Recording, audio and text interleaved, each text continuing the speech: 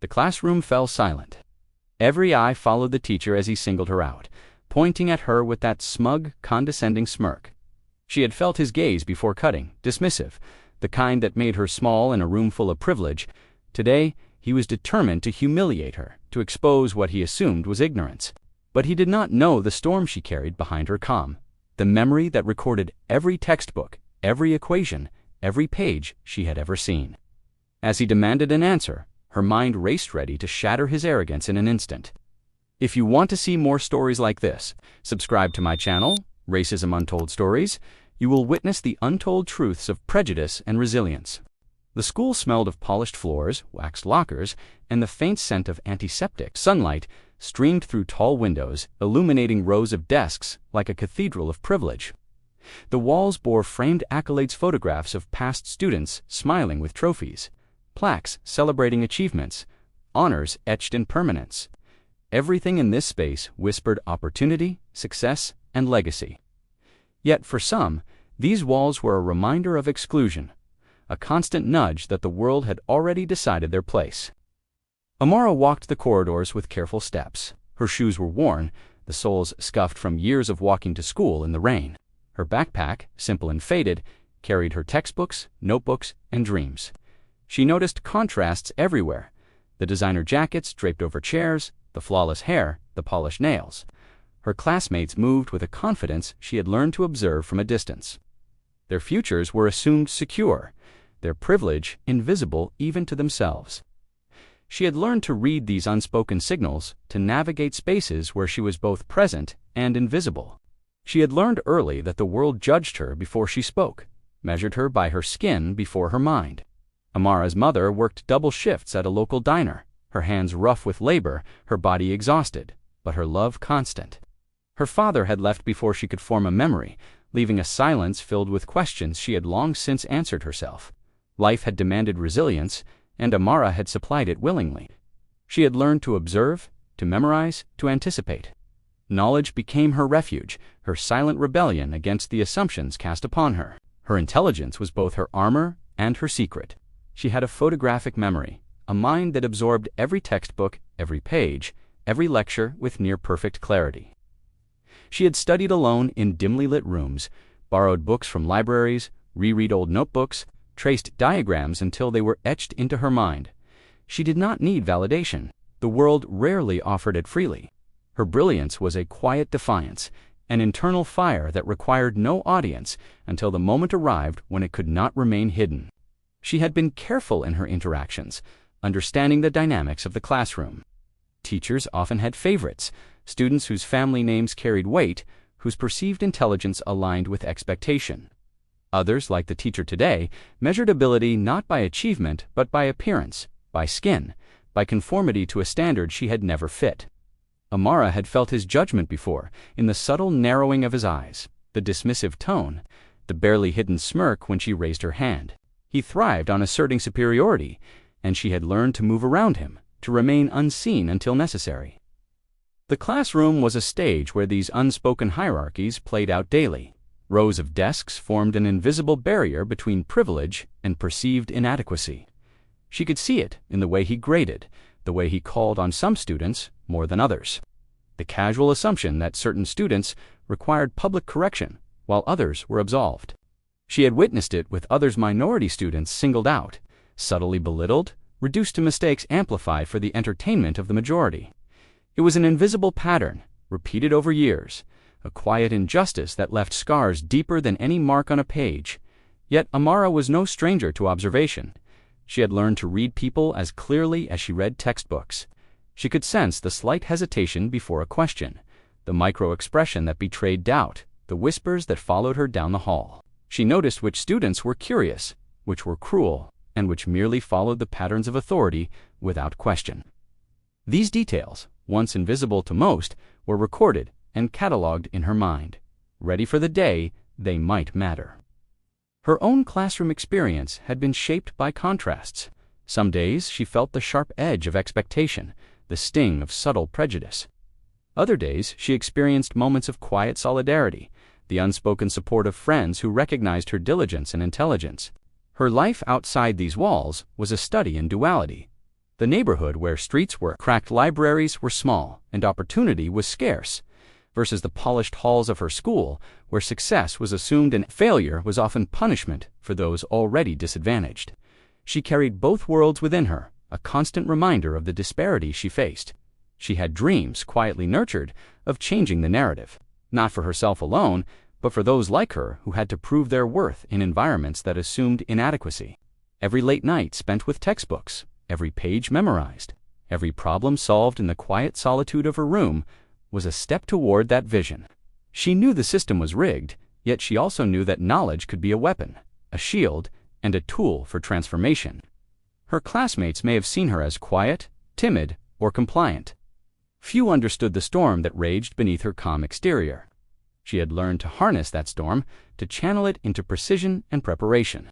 Every test, every classroom interaction, every challenge from a teacher or peer was an opportunity to demonstrate not just intelligence, but resilience, strategy, and presence of mind. She did not seek confrontation, yet she would not allow assumptions to define her. As she entered the classroom, she noticed the familiar scent of dry erase markers and polished wood. Light slanted across the room, highlighting the gleam of shoes, the shine of trophies, the crispness of uniforms. The teacher stood at the front, already exuding authority, scanning the room with a practiced air of superiority. His eyes landed on her, lingering with the faintest trace of judgment, a smirk that betrayed a sense of inevitability. He assumed knowledge would fail her where it would succeed for others. He did not know the depth of her preparation, the strength of her memory, the fire she carried beneath quiet observation. Amara sat, placing her notebook in front of her, fingers brushing the pages she had memorized countless times. She was ready, not for recognition, not for praise, but for justice.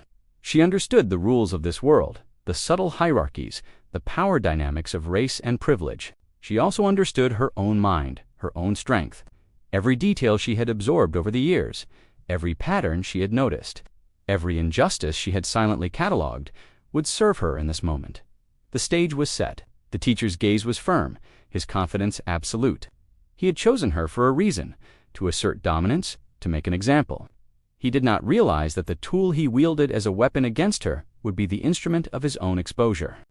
He did not know the strength behind her calm, the intelligence hidden in plain sight, the resilience that had been forged over years of observation, preparation, and quiet defiance. The tension in the room was almost tangible. Students shifted, sensing the performance about to unfold. Privilege poised against perseverance, assumption against preparation. Amara's eyes, calm and focused, reflected not fear but anticipation. The small girl in scuffed shoes and a faded backpack was about to challenge the authority that had underestimated her for far too long. The classroom, the hall, the very air seemed to lean forward in expectation, waiting for the collision of arrogance and brilliance. The teacher's gaze remained fixed on Amara, sharp and unyielding, as if he could pierce through her quiet exterior and reveal what he assumed was inadequacy. He had done this many times before, selecting students to humiliate in public, relishing the discomfort that accompanied their struggle. Today, he believed, would be no different. His confidence was a tangible force in the room, a heavy presence that sought to crush the spirit of anyone he deemed beneath him. Amara did not flinch. Her hands rested on her notebook, poised but relaxed, her mind moving at lightning speed. Every formula, every equation, every fact she had ever committed to memory flowed effortlessly in her consciousness. She had rehearsed countless scenarios, anticipated every potential question, every misstep the teacher might try to provoke. She was prepared not for confrontation alone, but for exposure, for the public eye to witness what authority refused to see. Brilliance hidden behind assumptions. The classroom grew tense. Students leaned forward in their seats, their curiosity battling discomfort. They sensed the spectacle unfolding, though few could articulate why the air felt heavier than usual. A whisper rippled across the room, subtle but perceptible, like a wave against the polished floors. Some eyes followed her with admiration, others with disbelief, and a few with barely concealed contempt. Privilege, they realized, could no longer shield authority from scrutiny when truth was so unyielding. The teacher spoke again, his tone slow and deliberate, almost theatrical, as if repeating the question would guarantee failure. "Do you even understand this?" His words were designed to wound, to elicit hesitation, to make her doubt herself. He did not realize that the very doubts he planted had already been accounted for in her mind, catalogued, anticipated, neutralized. Every insult, every condescending remark had become fuel for her focus rather than distraction. Amara lifted her hand slightly, a controlled motion that demanded attention without arrogance. She began to write on the board, movements precise, deliberate. Her every stroke a testament to preparation and knowledge. Equations lined up perfectly, logic unfolding in elegant progression, each step a calculated display of her intellect. The teacher's smirk faltered for the first time, a flicker of uncertainty crossing his features. He had assumed ignorance. He found mastery. The tension intensified. The classroom seemed to pulse with the unspoken contest between arrogance and truth. Privilege and prejudice had long dictated the teacher's authority, but they now collided with preparation and brilliance, forces he could not predict or control. Each line of her calculations, each formula, each proof, undermined the carefully constructed narrative he had relied on for years. The room felt suspended in anticipation, the air thick with the weight of revelation yet to arrive. Some students gasped quietly, others shifted in their seats, unsure whether to look away or bear witness. The contrast was stark, a teacher accustomed to unquestioned power, and a student underestimated at every turn, revealing capabilities he had never imagined. Amara did not speak. Her silence amplified the tension, her calm a mirror reflecting his faltering confidence. She had learned that authority was loud but fragile, and intellect, quiet yet precise, could expose it. The teacher attempted to interject, to guide her, to regain control, but every intervention only highlighted his misjudgment. The calculations were flawless, the reasoning impeccable, the logic undeniable. He could not predict the next step, could not redirect the momentum he had assumed was his to command. Privilege had given him confidence, but it could not invent knowledge he did not possess. Amara felt a quiet satisfaction, the kind that accompanies long preparation meeting perfect opportunity. She did not revel in his discomfort. She did not gloat. Her victory was in the truth she revealed, the hypocrisy she exposed, the injustice she dismantled simply by demonstrating capability. The classroom became a crucible where assumptions melted under the heat of undeniable fact. Students began to whisper, their voices a mixture of awe and disbelief. Some could not reconcile the quiet girl in scuffed shoes with the intellectual force now displayed before them. Others felt a pang of guilt for their own assumptions, for the ease with which they had internalized the teacher's judgments. Amara's brilliance was no longer private, no longer invisible. It demanded acknowledgement, forcing a reckoning with prejudice and expectation. The teacher's body language betrayed the first cracks in his composure. His shoulders stiffened, his hands tightened around the edge of the podium. He had underestimated the consequences of his arrogance, assumed that privilege alone could maintain control. Yet here, in front of the entire class, his authority was vulnerable. The distinction between perceived power and actual knowledge had never been clearer. Every step of her work revealed not just intellect but a moral contrast. He, presumed righteous, had sought to demean she underestimated, had proven extraordinary. The disparity between appearance and reality became almost tangible, filling the room with a quiet but powerful energy. Privilege and prejudice could no longer dictate outcomes where preparation and skill were absolute. Amara felt the weight of eyes on her, but it did not unnerve her. Her focus was absolute, honed by years of observation, practice, and quiet determination. She had memorized patterns, anticipated questions, and refined every skill necessary to succeed under scrutiny. Every assumption made against her, every bias encountered, had been a rehearsal for this moment. She was ready not just to answer, but to reveal the truth of her intellect and resilience. The teacher's attempts to regain dominance only accelerated the moral inversion. He would pose a problem. She would solve it flawlessly. He would challenge her logic. She would anticipate his challenge before he could voice it. With every step, the classroom became a theater of revelation, exposing the fragility of authority grounded in prejudice and the invincibility of preparation grounded in intelligence. The tension reached a crescendo as she moved to the final step of the problem. Every student leaned in, caught between disbelief and awe, their breath almost collective in its anticipation. The teacher, once confident, now faltered visibly. His assumptions had been shattered, his authority challenged, his judgment exposed. He had tested her to assert dominance. She had transformed the test into a demonstration of her brilliance, her memory, and her resilience. The moment was electric.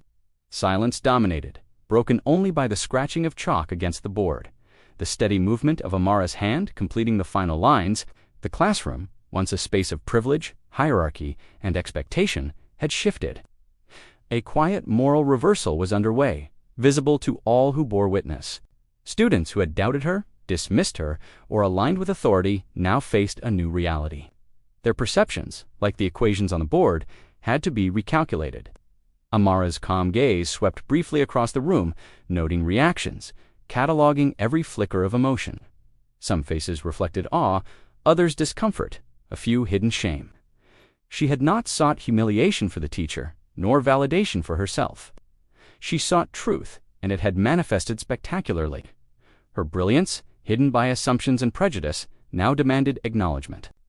The teacher took a step back, suddenly aware of the full weight of his misprivilege. Privilege had insulated him from consequences for too long. Authority had blinded him to ability. The quiet student he had dismissed had exposed a flaw in the system, a moral and intellectual imbalance that he could no longer ignore. The room was no longer his stage. It belonged to the truth, to preparation, and to the courage that had remained unseen for far too long. Every movement, every calculation, every expression had culminated in this momentary reversal of expectation, a moral correction, a revelation of injustice. The classroom, tense and charged, had become a place of reckoning. The teacher's arrogance could not withstand the force of intellect, diligence, and resilience. Privilege had met its match in a quiet, determined student who refused to be invisible. Amara stepped back from the board, her task complete. The silence in the room was thick, almost tangible, a testament to the reversal that had just occurred. She had exposed not just her brilliance, but the fragility of authority built on prejudice. Students processed the spectacle differently, some with admiration, some with guilt, some with awe. The moral and emotional contrasts had been revealed, clear and undeniable. The rising action had reached its peak. The classroom felt suspended in time. Every eye was fixed on the board, on her hand, on the chalk tracing lines of logic that seemed to illuminate the space with a quiet brilliance. The teacher's smirk had vanished, replaced by a rigid, almost imperceptible tension. His body betrayed the shift in power he could not yet name. He had intended to humiliate, to assert dominance, to showcase a hierarchy he believed unassailable. Instead, he was confronted with a truth so undeniable it refused to be ignored. Amara's movements were precise, elegant, unstoppable. Each calculation, each formula, each step unfolded like a revelation. The problem, designed to trip her, to reveal the inadequacy he assumed she possessed, now became a showcase of her intellect. The room trembled with a quiet electricity, a moral reckoning that could not be silenced. The assumptions of authority, long held as truth, crumbled under the weight of her preparation, her memory, and her genius. Students could barely breathe. Some whispered, their voices caught between awe and disbelief. Others stared, stunned, unable to reconcile the quiet girl they had overlooked with the intellectual force now displayed before them. The contrast was stark and undeniable, a teacher who believed in the invincibility of privilege, and a student who embodied resilience, preparation, and intellect far beyond expectation. Every step she took toward completion of the problem became a mirror reflecting the injustice of assumption. The teacher stepped closer, trying to regain control, his movements sharp, calculated, but empty. He interjected with questions meant to disarm her, to throw her off balance, to salvage some measure of superiority. Each challenge, however, was anticipated and answered before it fully formed. He was fighting shadows of his own making, trapped in the very spectacle he intended to orchestrate. Privilege had failed him. Arrogance had become his cage. The final steps approached. Amara's hand moved with a calm authority, guided by memory and logic. Each motion was deliberate, a performance not for applause but for revelation. She had absorbed every lesson, every nuance, every possibility. And now it culminated in a public display that could not be ignored. The classroom seemed to hold its collective breath, as though the walls themselves were watching, waiting for the final truth to be revealed. The teacher's face, once confident and dismissive, betrayed shock, disbelief, and something deeper, a recognition of error. He had misjudged her entirely. The arrogance that had fueled his actions now revealed itself as fragility. The authority he wielded had no foundation against the reality of her intellect. The moral reversal was complete. The oppressed, underestimated student had risen above the assumptions of the powerful. Chalk traced the final line, the last equation resolved. Silence fell over the room, heavy, almost reverent. She stepped back, letting the evidence speak. Her brilliance, long ignored, now dominated the space. The weight of expectation, prejudice, and assumption hung in the air. Finally confronted and overturned, privilege had collided with preparation. Arrogance had met truth.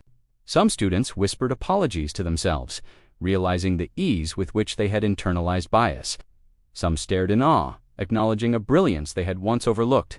Others avoided eye contact, uneasy with the reflection of their own assumptions mirrored in the classroom. The room was no longer a place of hierarchy dictated by authority. It had become a theater of revelation, where injustice had been exposed and integrity illuminated. The teacher, still standing at the front, finally spoke, his voice tight, measured, stripped of its previous confidence. Every word was heavy with unspoken acknowledgement, though no apology came. His authority had been exposed as performative, fragile, and dependent on unchallenged assumptions. Privilege, he realized, did not equate to truth, and arrogance could not withstand a mind armed with preparation, resilience, and genius. Amara remained calm, her expression composed, almost serene. She had not sought revenge, nor had she craved recognition. Her victory lay, in truth revealed, in injustice confronted, and in the undeniable demonstration of her capabilities. She had turned a moment of public humiliation into a lesson far greater than any classroom lecture, a lesson in integrity, resilience, and the moral consequences of assumption. The finality of the moment hung in the air. Every student processed it differently. Some felt awe, some guilt, some inspiration. All were confronted with a reality that could not be ignored. The quiet, underestimated student had revealed the fragility of arrogance, the vulnerability of prejudice, and the unstoppable power of preparation and intellect. The moral reversal was complete, undeniable, and irreversible. The teacher's hands trembled slightly as he straightened his posture, a small concession to the truth he could not articulate. His carefully constructed persona of authority had been dismantled by the very student he had sought to belittle. For years, he had relied on assumptions, on hierarchy, on appearances. Today, he confronted the undeniable force of intellect and preparation, a force that required neither privilege nor validation to exist. Amara's gaze swept across the room. She observed reactions, cataloged expressions, noted subtle shifts in posture and demeanor. The eyes that had once dismissed her now reflected recognition, a quiet acknowledgement of brilliance. She understood the power of what had just occurred, not in the humiliation of her teacher, but in the exposure of bias and injustice, and in the awakening it brought to those who had witnessed it. The classroom, once a stage for prejudice, had been transformed into a crucible of revelation. Authority had been tested and found insufficient when confronted with truth. Assumptions had been shattered by preparation and intellect. Bias had been illuminated by calm resilience. The rising action had culminated in an undeniable climax, a collision of arrogance and truth that left an indelible mark on every observer. In the silence that followed, the weight of the event lingered. Privilege, once assumed absolute, had been questioned. Authority, once taken for granted, had been exposed. And the quiet student, underestimated and overlooked, had emerged victorious not just academically, but morally and emotionally. The lesson was clear. Brilliance cannot be measured by appearance, and intelligence cannot be suppressed by prejudice. The moral and emotional resonance of the moment extended beyond the classroom. The revelation was not only a personal triumph for Amara, but a lesson for every witness. It forced recognition of assumptions, confrontation with bias, and reflection on the consequences of underestimating those society deems lesser. Authority and arrogance, when untempered by humility and truth, crumble under the weight of preparation, intellect, and resilience. Amara stepped back fully, her work complete. She did not smile, she did not boast, she simply allowed the truth to stand.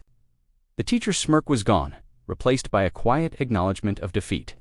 The students absorbed the lesson, many in silence, some with newfound respect, all with awareness altered by what they had witnessed. The room had changed. Perspectives had shifted. Injustice had been revealed and corrected, at least momentarily, by the unwavering brilliance of one student who refused to be invisible. The classroom slowly returned to its rhythm, but the air remained charged, thick with the resonance of what had just occurred. Students shifted in their seats, some quiet, others hesitant, all processing the collision of arrogance and truth they had witnessed. Amara, seated calmly at her desk, observed quietly, cataloging not just equations or formulas, but the subtle shifts in perception around her. Faces that had once reflected judgment now carried recognition. Assumptions, once held unquestioned, had fractured. The change was subtle, yet profound, and it extended far beyond a single lesson. The teacher retreated to his podium, shoulders tight, hands fidgeting with the edge, as if holding on to some fragile remnant of authority. The public exposure of his misjudgment left him momentarily vulnerable, stripped of the confidence he had long relied upon. For the first time in years, his authority was not absolute. It had been tested, challenged, and found wanting. The classroom, which had been his stage, had become a mirror reflecting his errors and the biases he had carried unexamined for far too long. Amara remained calm, her expression neutral, almost serene. She had no need for vindication. Her purpose had been not to humiliate, but to reveal truth. She had demonstrated what she had always known, that intelligence, preparation, and resilience could overcome assumption and prejudice. Her triumph was not in defeating the teacher, but in transforming the classroom, and in exposing the fragility of a system that judged by appearances rather than ability. The impact on her classmates was immediate, though varied. Some looked at her with awe, their eyes wide, silently acknowledging the power of the intellect they had once dismissed. Others avoided her gaze, uncomfortable with their own assumptions laid bare. A few whispered quietly to one another, reevaluating their own judgments, unsure how they could have overlooked someone so capable. Privilege, they realized, did not guarantee insight. Assumptions, they understood, were not truth, and the quiet student in scuffed shoes had become the most powerful presence in the room. Amara's life did not suddenly transform overnight, but the subtle shifts were undeniable. Teachers who had once overlooked her now observed with caution, aware that brilliance cannot be hidden when it meets preparation and resilience. Peers who had doubted her began to recognize her capabilities, often in quiet ways a nod, in the hall a hesitant compliment, a willingness to collaborate, where before there had been dismissal. The smallest changes, incremental but lasting, reflected the power of a single moment to shift perceptions and illuminate truth. The teacher, confronted with his own arrogance, began to reflect on years of assumptions and oversight. The encounter forced him to question the foundations of his authority and the biases that had gone unchallenged. He had underestimated Amara because of her race, her background, her quiet demeanor. That misjudgment, now publicly exposed, demanded acknowledgement even if unspoken. For the first time, he confronted a truth that many avoid, that prejudice can blind even those entrusted with guidance and education, and that brilliance may lie in places society has long ignored. For Amara, the moment was not just a victory, but a validation of her years of perseverance. Her photographic memory and genius intellect, long cultivated in private, had been revealed in a world that too often overlooks talent cloaked in assumed disadvantage. She realized that her power was not dependent on recognition or privilege, but on the quiet, unyielding dedication she had maintained throughout her life. Every page studied, every problem solved in solitude, every challenge met in silence had prepared her for this instant of revelation. The broader lesson extended beyond the classroom. Privilege and assumption, once thought invincible, were revealed as fragile constructs when confronted with preparation, intelligence, and moral courage. Bias, once unchallenged, could be illuminated and corrected not through confrontation alone, but through mastery and truth. The experience underscored that the quiet and underestimated are often the ones capable of revealing injustice most vividly, the ones whose brilliance challenges systemic inequality in ways that cannot be ignored. Amara's classmates carried the lesson forward, consciously or not. Some approached their own assumptions with caution, reflecting on the ease with which they had underestimated her. Others reconsidered the authority figures they had trusted, recognizing the potential for bias to shape judgment. Even those who remained resistant could not deny the evidence laid bare on the board. The undeniable proof that brilliance cannot be confined by expectation or stereotype. The encounter became a quiet catalyst, a moral and intellectual turning point that rippled outward, leaving no observer untouched. Amara herself continued her studies with the same diligence, but with a renewed awareness of her influence. She had proven that visibility and recognition were not prerequisites for impact. Even in silence, even in spaces where assumptions prevailed, truth could assert itself and injustice could be confronted. Her mind remained a fortress, her resilience a shield, her intellect a beacon. The classroom, once a place of potential humiliation, had become a testament to perseverance, courage, and the transformative power of quiet brilliance. The teacher, humbled yet silent, could no longer wield authority as he once had. The exposure of his misjudgment lingered in the room, a subtle, constant reminder of the consequences of prejudice. His students, both witnesses and participants, carried the lesson forward, their own perceptions recalibrated. They had seen injustice confronted and brilliance recognized. They had witnessed a moral reversal, a collision of arrogance and intellect, and the enduring truth that preparation and resilience could overcome assumption. Amara reflected quietly on the day's events. She understood that her victory was not merely personal, but emblematic of a larger truth. Systems often underestimate those who do not conform to expectations, who are dismissed based on appearance, race, or circumstance. Yet intellect, determination, and resilience are not constrained by prejudice. They exist quietly, patiently, waiting for the moment to assert themselves, to illuminate truth, and to transform perceptions. Her story became a quiet legend in the school, recounted in whispers and reflections. Students who had once overlooked her spoke differently. Peers reevaluated their assumptions, and teachers reconsidered the way they measured capability. The moral was undeniable. Brilliance is not always visible, and those who are underestimated often possess the power to shift entire systems through knowledge, preparation, and quiet courage. And the final question lingered, powerful and unavoidable. Would you have treated her differently if you had known? Could you recognize the quiet genius in the room, even when it is hidden behind assumptions and appearances? The classroom had provided an answer, but the lesson extended far beyond its walls. Witness more stories of courage, injustice, and transformation. Subscribe to my channel, Racism Untold Stories, and see the truths the world often ignores.